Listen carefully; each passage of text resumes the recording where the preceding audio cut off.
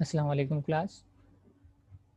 आज हम एक नया टॉपिक स्टार्ट करने वाले हैं और टॉपिक का नेम है हमारे पास मॉड्यूलर प्रोग्रामिंग, इसको मैंने नाम दिया है।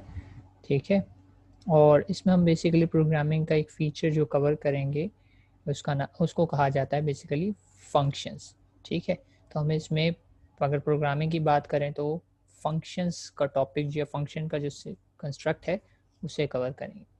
और फंक्शन से बेसिकली हम अचीव क्या कर लेते हैं, मॉड्यूलर प्रोग्रामिंग। फंक्शन को इन अदर वर्ड्स यूँ कह लें कि प्रोसीजर भी कहा जाता है, या और इन अदर वर्ड्स जाएँ तो मॉड्यूल भी कहा जा सकता है। ठीक है, तो मॉड्यूलर प्रोग्रामिंग हम अचीव करना चाहते हैं with by using function in this chapter. ठीक है, तो इसमें क्या है हमारे पास चैप्टर में कंटेंट्स में हम कुछ चीज़ें पढ़ेंगे, जैसे कि टॉप डाउन डिज़ाइन की बात करेंगे, थेरेटिकल बातें हैं, और कुछ प्री डिफाइंड फंक्शन आज हम लेक्चर में देखेंगे। और फिर नेक्स्ट कमिंग क्लासेस में जो है फर्दर हम देखेंगे प्रोग्रामर डिफाइंड फंक्शन, फंक्शन की लिमिटेशंस, वेरिएबल स्कोप, और एक एप्लीकेशन होती है फंक्शन की, रिकर्जन, वो हम देख लेंगे।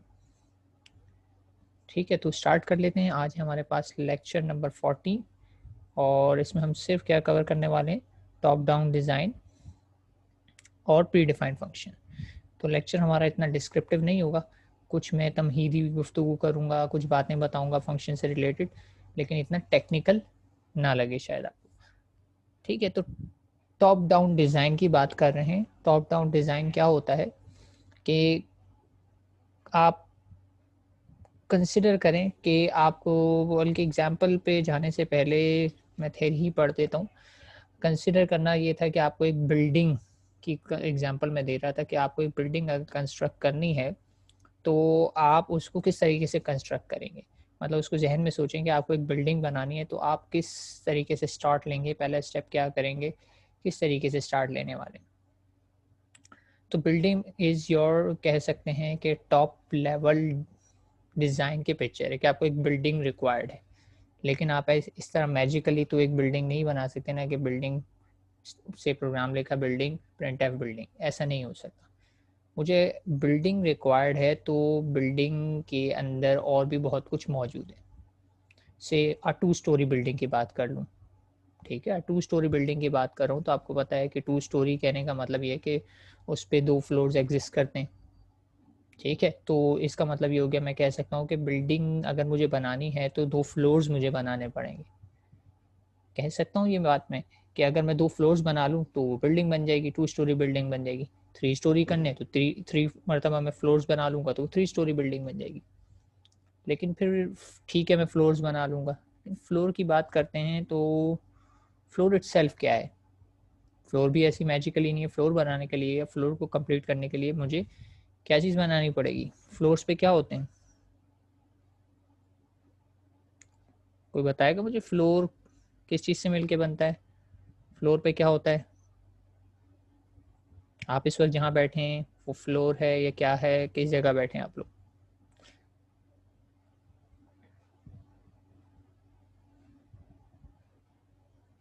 जी क्लास, आप लोगों को मेरी आवाज़ आ रही है? तो इस चीज़ का कुछ आंसर दीजिए कि बिल्डिंग मैंने कह दिया। अच्छा सही है, मेरे पास 2-3 जवाब आए, लेकिन इसका सही जवाब है फ्लोर में रूम्स होते हैं। ठीक है, इससे छोटा यूनिट अगर हम जाएंगे ना तो फ्लोर में रूम्स आ जाते हैं। ठीक है, फिर फर्दर हम रूम पे जाएंगे तो और फर्दर डिटेल आती जाएगी, और इस तरीके से इवेंचुअली जो है, अगर मैं सब चीज़ों को एक साथ कलेक्टिवली ज्वाइन कर दूं, सारे मॉड्यूल्स को एक साथ ज्वाइन कर दूं, यानी फ्लोर पे रूम्स हैं, रूम अलग अलग मॉड्यूल हैं, रूम्स को से 3 रूम्स हैं पर फ्लोर, तो 3 रूम्स को अगर एक साथ में बाइंड कर दूं तो एक फ्लोर बन जाता है। इसी तरीके से मैं 3 कॉपीज़ फ्लोर की बना सकता हूँ, और फिर 3 फ्लोर्स को कंबाइन कर दूँ तो मेरी कंप्लीट बिल्डिंग बन जाएगी। तो ये जो मैंने आर्किटेक्चर बिल्डिंग का आपके सामने रखा है, इसके पीछे मकसद यही था कि आपको ये समझाया जाए कि टॉप डाउन डिज़ाइन क्या है। टॉप मोस्ट जो था मेरा डिज़ाइन ये था कि मुझे एक्चुअल गोल जो अचीव करना है वो बिल्डिंग बनानी है। ठीक है, लेकिन बिल्डिंग बनाने के लिए मुझे, मैं थोड़ा सी नीचे लेवल पे गया तो मुझे पता लगा बिल्डिंग बनाने के लिए मुझे फ्लोर्स रिक्वायर्ड है। फिर फ्लोर लेवल पे गया तो मुझे पता लगा कि फ्लोर बनाने के लिए मुझे रूम्स रिक्वायर्ड है, और फर्दर मैं रूम से भी नीचे जा सकता हूँ, लेकिन फिलहाल इस एग्जांपल को मैं यहीं पे रोकता हूँ कि रूम बनाने के लिए क्या रिक्वायर्ड होगा उस पर बाद में आते हैं। ठीक है, तो ये चीज़ जो अभी हमने ये बिहेवियर या ये जो स्टेप्स हमने किए हैं, ये चीज़ कहलाती है टॉप डाउन डिज़ाइन।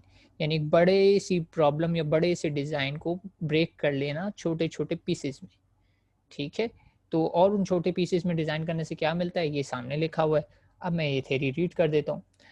तो पहली बात कह रहे हैं building a program from existing resources. ये तो प्रोग्रामिंग के व्यू पॉइंट से बात कर रहे हैं, इस पे बाद में आते हैं। मॉड्यूलर प्रोग्रामिंग का मतलब क्या है, dividing a programme into multiple modules या फंक्शन, मल्टीपल स्मॉलर मॉड्यूल्स या फंक्शन।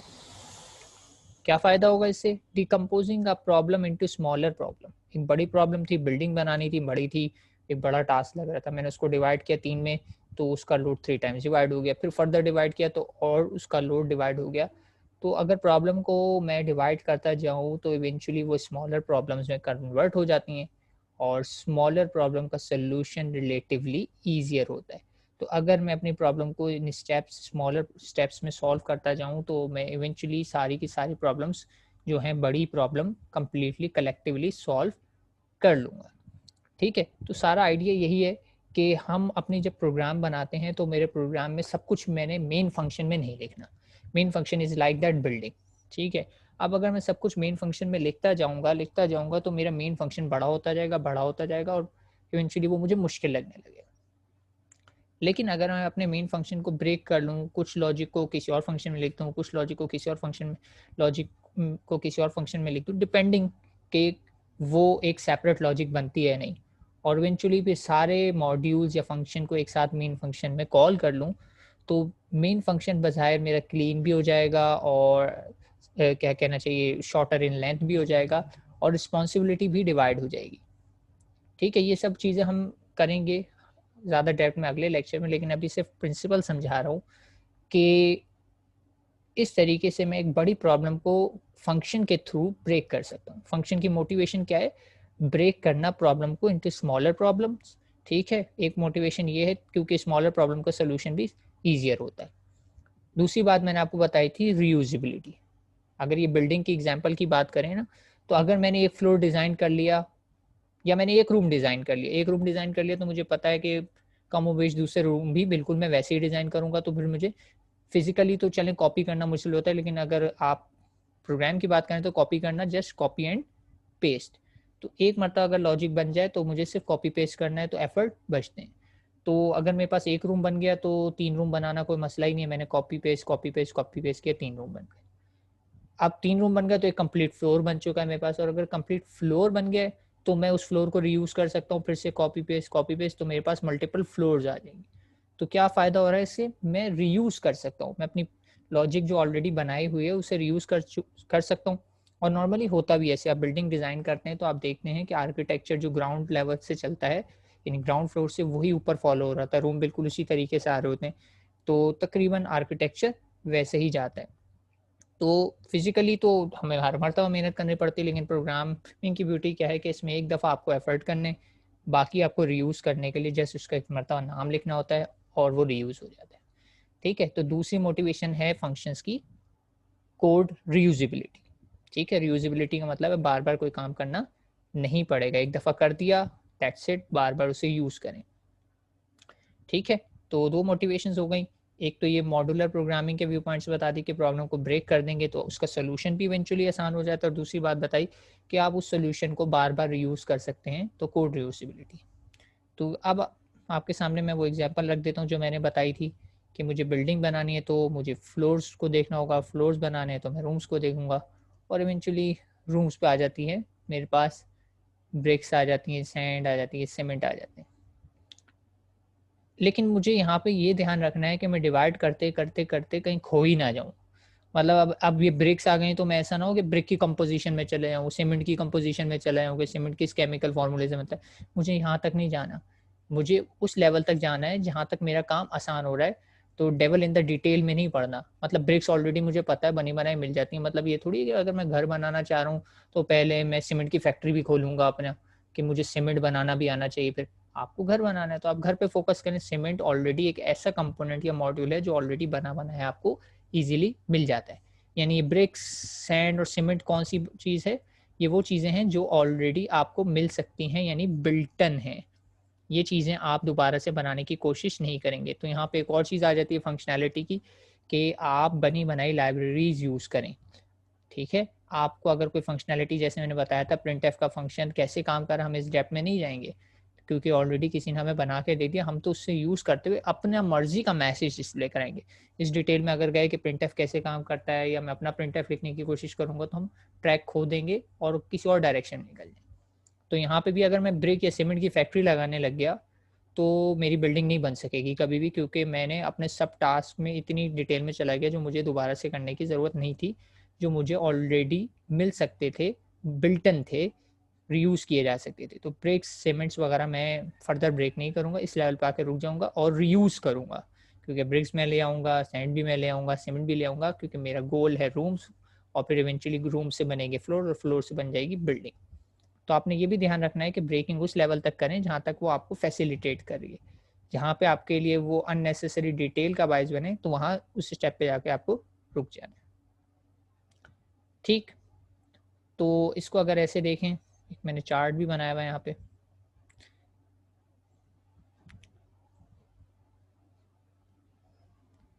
ठीक है, तो बिल्डिंग पे से 3 थे फ्लोर, फ्लोर पे थे फिर 3-3 रूम्स, और फिर अगर एक रूम की बात की जाए तो उसमें ब्रिक्स थी, सैंड थी, सीमेंट था। लेकिन ब्रिक्स में अगर देखा जाए तो स्टोन है, मड है, सैंड में सिलिका है, सीमेंट में सिलिका, और भी बहुत सारी चीज़ें, लेकिन मुझे इस लेवल पे कभी भी नहीं जाना। ठीक है, मुझे यहाँ पे जाके रुक जाना है, यानी ये लेवल मुझे, मैं इसको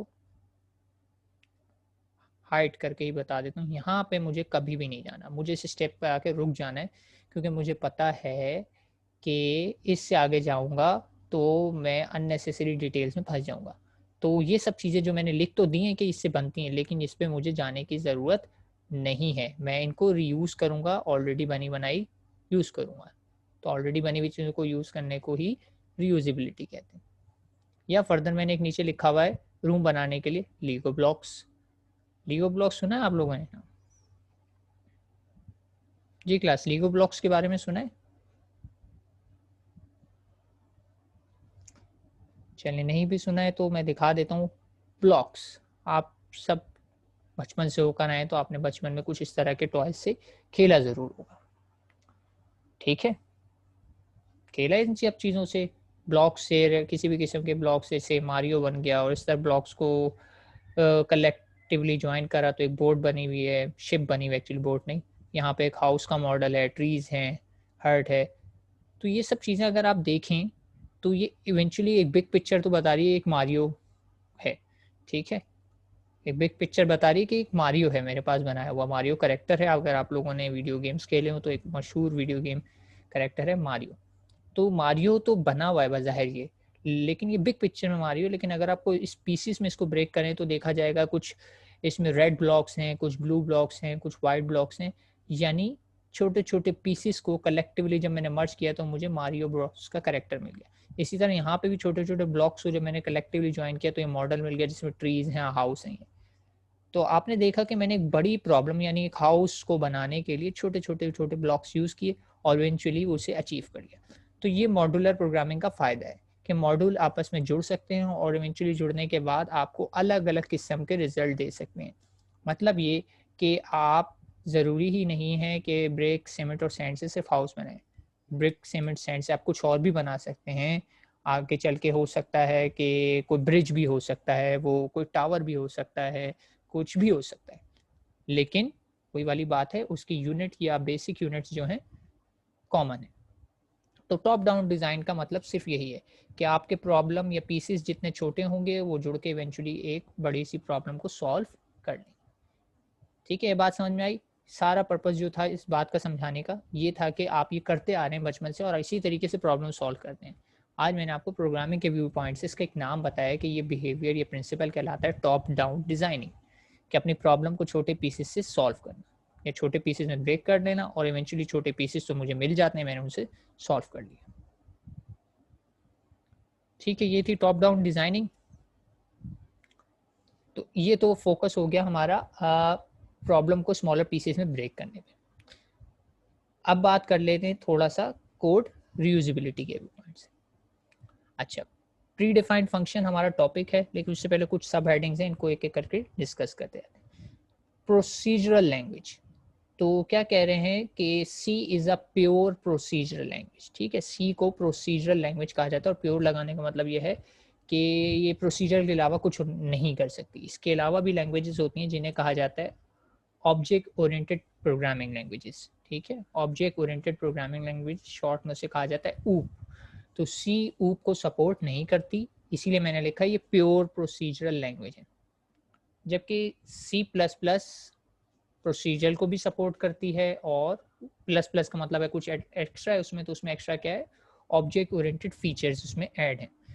ठीक है, आजकल जितनी भी लैंग्वेजेस हैं ज़्यादातर सॉफ्टवेयर वाली लैंग्वेजेस, हार्डवेयर के पॉइंट से नहीं कह रहा, तो वो ज़्यादातर ऑब्जेक्ट ओरिएंटेड बेस्ड लैंग्वेजेस हैं। सी अपने रेस में पहली है, तो शुरू में ऐसा ऐसा इसी को देख के सब ने अपने आप को करेक्ट किया है। तो ये उस वक्त ऊप का फीचर नहीं रखती थी, तो अभी भी नहीं है। तो C is a pure procedure language. और इससे मुराद क्या है, अभी थोड़ी देर पहले मैंने बताया कि मॉड्यूल, प्रोसीजर और फंक्शन एक ही बात है। तो as the name implies algorithms are implemented in snippets called procedure या फंक्शन कहा जाता है। ठीक है, तो सी लैंग्वेज में हर चीज़ आप फंक्शंस में लिखते हैं, मेन फंक्शन, फैक्टोरियल का फंक्शन, एनसीआर का फंक्शन, एनपीआर का फंक्शन, किसी भी चीज़ का फंक्शन हो सकता है। यानी सी में हर चीज़ किसके गिर्द घूमती है, फंक्शन के गिर्द। यानी in C language functions are considered as first class citizens. ठीक है, सी लैंग्वेज में फंक्शन को कंसिडर किया जाता है first class citizens. In simple word ये कह दिया, और फर्स्ट क्लास सिटीजन्स यानी इनकी प्रायोरिटी है, और इसी की प्रायोरिटी सबसे ज़्यादा है। तो आप फंक्शंस के गिर्द ही सारी कोडिंग या लॉजिक इम्प्लीमेंट करेंगे। ठीक है, तो ये हो गई सी के बारे में बात, और एक एक्स्ट्रा इन्फॉर्मेशन मिल गई कि आपको सी में सिर्फ फंक्शंस ही फंक्शंस हैं। ठीक है, ऊप नहीं है। Second point, code reusability. Code reusability अभी तक आपको बात समझ में आ गई होगी कि write once, reuse again and again and again. लिखें एक दफ़ा, इस्तेमाल करें उसे बार बार।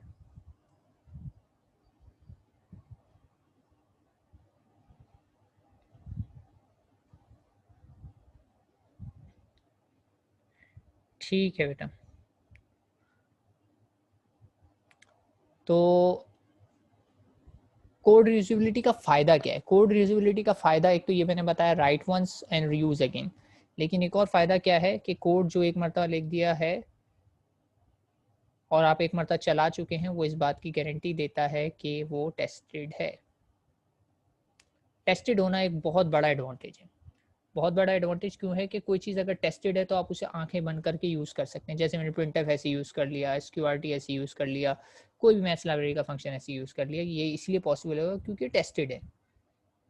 इसके बरक्स अगर कोई फंक्शन आप खुद से लिखते हैं तो तब तक टेस्टेड नहीं कहलाएगा जब तक कि आप उसको वेरीफाई नहीं करते, उसको सैम्पल डेटा दे के उसका आउटपुट एक्सपेक्टेड बिहेवियर को चेक नहीं करते।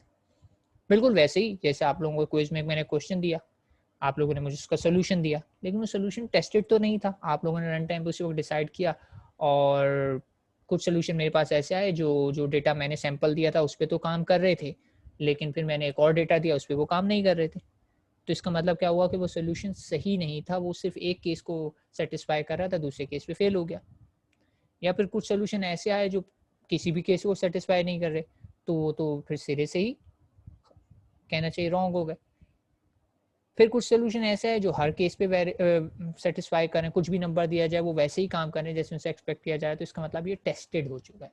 और इसके टेस्टेड होने का फ़ायदा क्या है कि अब आगे चल के मुझे इसे दोबारा टेस्ट नहीं करना है, इसको जब जी चाहे मैं बस यूज़ करूँगा, क्योंकि इसमें टेस्टिंग का टाइम और ये जो एफर्ट हैं बच गए।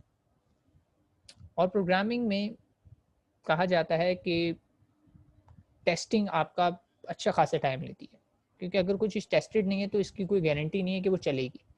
तो टेस्ट करना बहुत ज़रूरी है। तो सॉफ्टवेयर डोमेन में एक प्रॉपर डोमेन भी आती है और प्रॉपर डेजिग्नेशन भी आती है जिसको कहा जाता है आपका टेस्टिंग डोमेन या सॉफ्टवेयर क्वालिटी एश्योरेंस, जो आपके सॉफ्टवेयर को टेस्ट करते हैं कि वो एक्सपेक्टेड बिहेवियर दे रहा है या नहीं दे रहा है।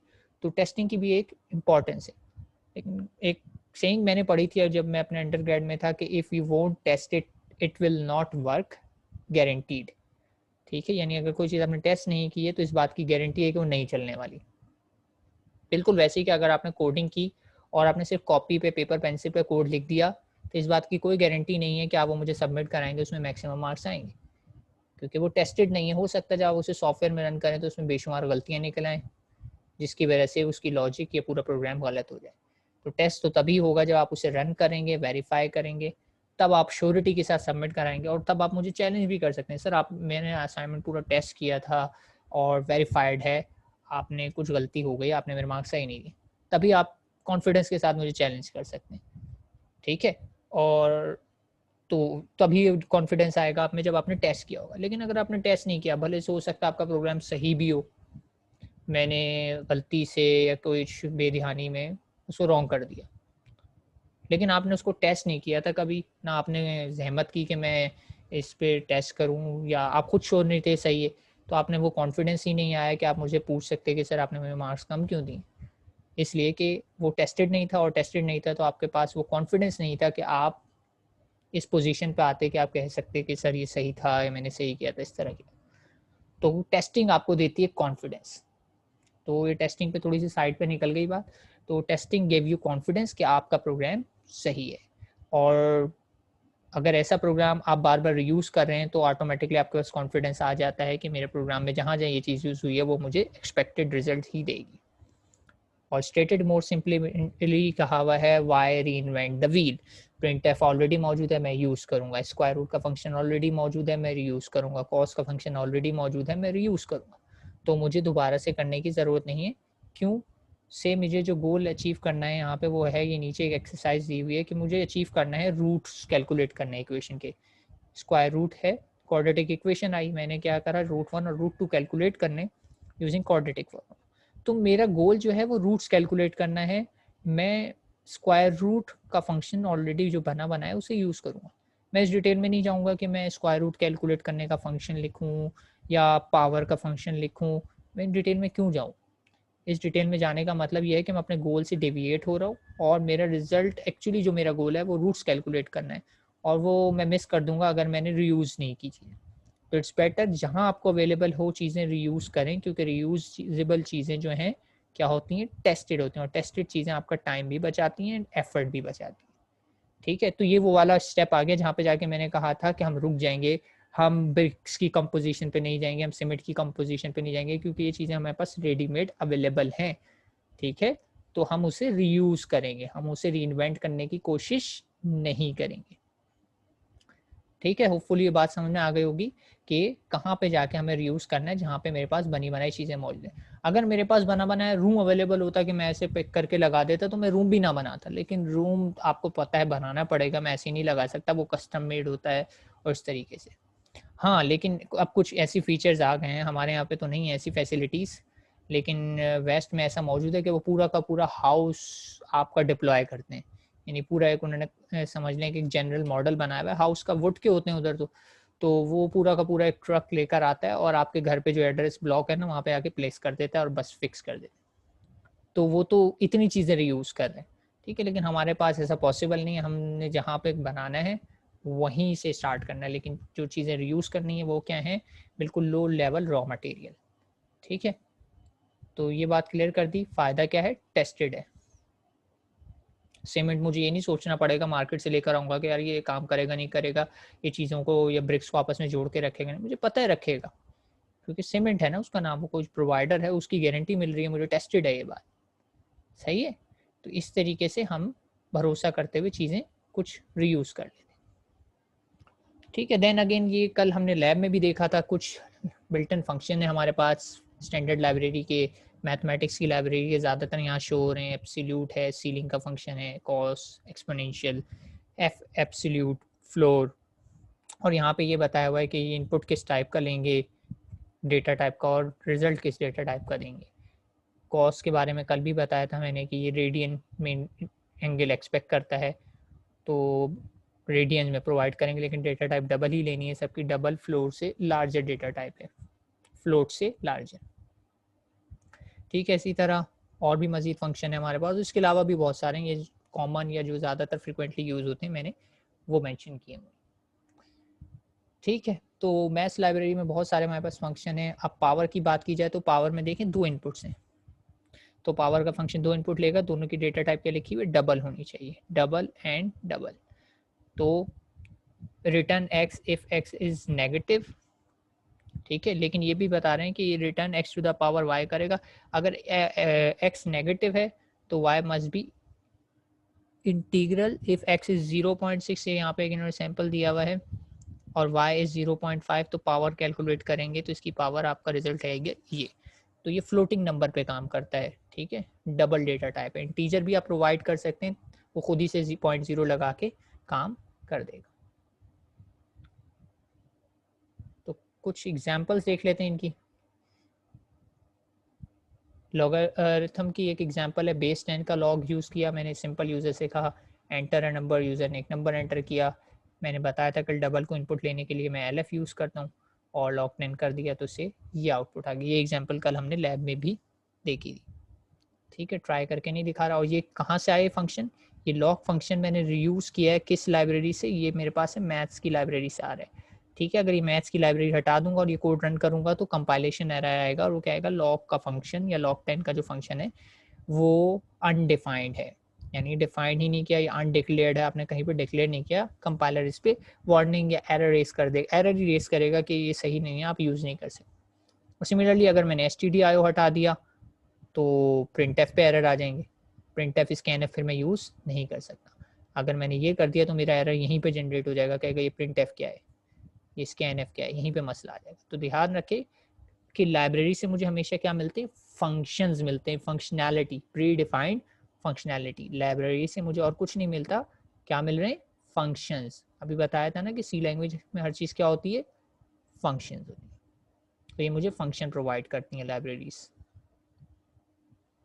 फंक्शनैलिटी से मुराद है कि ये बेसिकली एल्गोरिथम्स एल्गोरिथम्स प्रोवाइड करते हैं जो ऑलरेडी टेस्टेड है, ठीक है। तो लाइब्रेरीज यूज़ करने का फ़ायदा क्या है कि इसमें मौजूद सब चीज़ें ऑलरेडी टेस्टेड हैं, गारंटीड है कि काम करेंगी। इसके बरक्स आप लिखेंगे तो उसकी गारंटी तब तक नहीं है जब तक आप उसे टेस्ट ना करें। एब्सोल्यूट का फंक्शन है, एब्सोल्यूट क्या करता है, नेगेटिव नंबर को भी पॉजिटिव में कन्वर्ट कर देता है। तो सिंपल यूज़र से नंबर इनपुट लिया, एब्सोल्यूट किया एंड रिटर्न। सिर्फ ABS लिखा है इसलिए इसकी डेटा टाइप इंटीजर है, FABS लिखता तो ये फ्लोट पे भी काम करता है। सीलिंग का फंक्शन क्या करता है, सीलिंग का फंक्शन क्या करता है, सील कैसे कहा जाता है, छत को कहा जाता है। तो कोई भी नंबर आप इसे देंगे तो ये राउंड अप साइड करेगा। से यूज़र ने नंबर दिया -2.49, तो उसने राउंड अप करा नंबर -2.0 है। बताएं ये क्या सही किया गलत किया है, राउंड अप किया है इसने नंबर को, -2.49 को -2.00 कर दिया। क्या ये रिजल्ट सही है आउटपुट, या यहाँ पे कोई टाइपो है जी क्लास।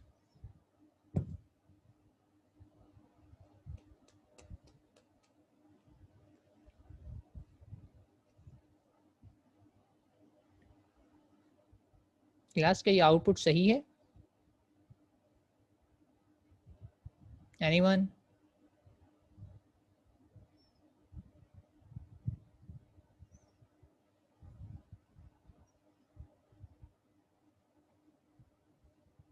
कोई और बताना चाहेगा कि इसका रिजल्ट -2.00 क्यों आया, -3 क्यों नहीं आया, बल्कि राउंड ऑफ करो ना, होल नंबर की तरफ जाएगा, -3 क्यों नहीं आया जी क्लास। इसका आंसर -3 आना चाहिए या -2 ही आना चाहिए।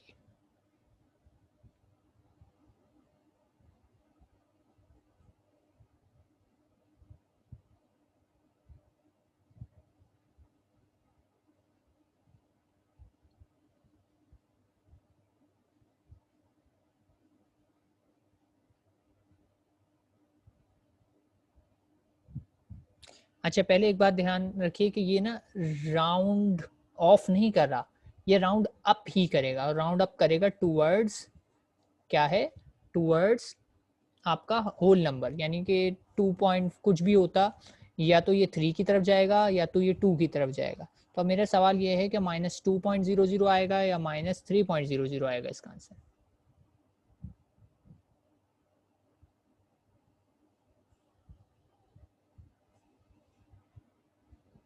ठीक है, तो जो आंसर यहाँ पे लिखा हुआ वो सही है। -2.00 इज ग्रेटर देन -2.49, क्योंकि नेगेटिव नंबर में नंबर का वेटेज जितना बड़ा होता जाता है वो नंबर उतना छोटा होता जाता है। तो मेरा फंक्शन सील कर रहा है। सील करने का मतलब क्या होता है, नेक्स्ट पॉसिबल कहना चाहिए कि ग्रेटर नंबर की तरफ इसको राउंड अप करना है। तो -2.0 इज ग्रेटर देन -2.49, तो इसने राउंड अप ही किया है। अगर मैं फ्लोर कर देता तो फिर ये -3.0 देता। ठीक है, नेगेटिव होने की वजह से, नेगेटिव में जो नंबर जितना छोटा होता है दिखने में वो उतना ही ग्रेटर होता है। ठीक है, तो ये आउटपुट ठीक है। अगर मैं फ्लोर करता तो मेरे पास -3.0 आता। चूंकि मैंने सील किया है तो सील का मतलब होता है कि next possible greater number, greater whole number की तरफ बढ़े तो वो -2.0 ही है। ठीक है, ये बात क्लियर। ध्यान रखिएगा इस बात का कि नेगेटिव नंबर में और पॉजिटिव में फर्क होता है, ग्रेटर। चलें, और यहाँ पे तो हमारा लेक्चर ही एंड हो गया। तो अगर कोई क्यूरीज हो, कोई कंफ्यूजन हो तो आप लोग पूछ सकते हैं।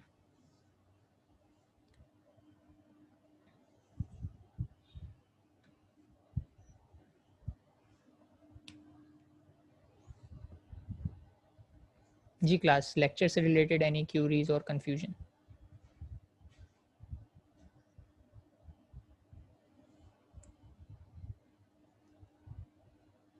or shall I conclude the lecture?